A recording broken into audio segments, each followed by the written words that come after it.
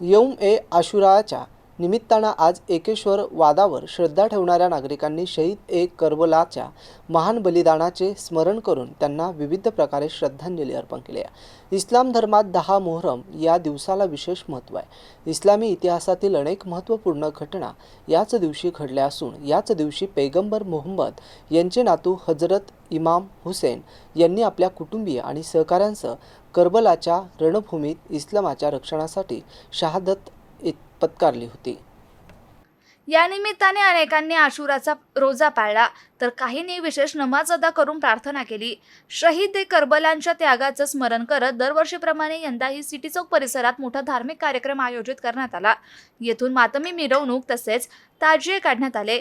मिरवणुकीतून शिया सुन्नी ऐक्य बंधुता आणि सामाजिक सलोख्याचा संदेश देण्यात आला।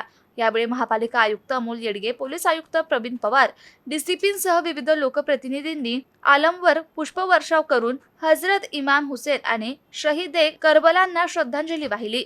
आशुरा दिनानिमित्त शहरात कडक सुरक्षा व्यवस्था ठेवण्यात आली होती। सर्व धार्मिक कार्यक्रम आणि मिरवणूक शांततेत आणि उत्साहपूर्ण वातावरणात पार पडल्या।